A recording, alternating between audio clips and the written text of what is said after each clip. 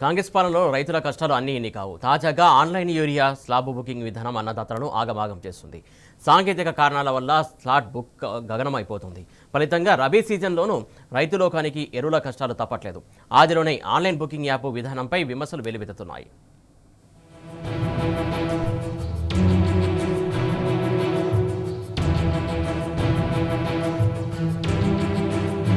రేవంత్ సర్కార్ ప్రవేశపెట్టిన online urea slot booking విధానం కొండ నాలుకకు మందిస్తే ఉన్న నాలుక ఊడిపోయిందన్న చందంగా మారింది.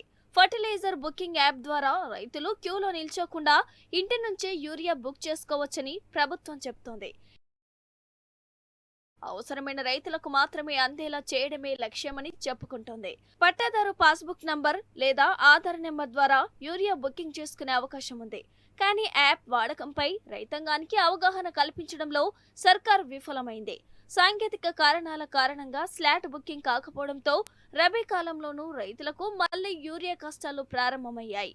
ఆదిలోనే ఫర్టిలైజర్ బుకింగ్ యాప్పై విమర్శలు వెల్లువెత్తుతున్నాయి. ఆదిలాబాద్ జిల్లాలో ఇప్పటికే యూరియా కోసం రైతులు రోడ్డెక్కుతున్నారు. ఇప్పటికైనా ఆన్లైన్ వ్యవస్థను పూర్తిగా రద్దు చేసి పాత విధానంలోనే యూరియా సరఫరా చేయాలని డిమాండ్ చేస్తున్నారు.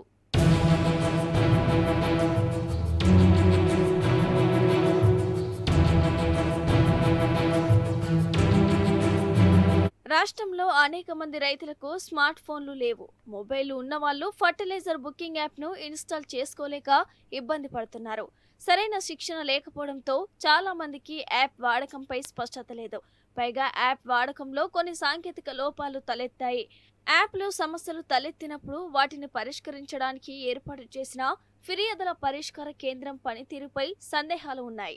యాప్ ఉన్నప్పటికీ యూరియా సరఫరాలో కొరత కొనసాగుతుండటంలో ఇబ్బందులు తలెత్తుతున్నాయి. కేంద్రం నానో యూరియాను ప్రోత్సహించడానికి ఇలా చేస్తోందని కొందరు రైతులు అనుమానిస్తున్నారు.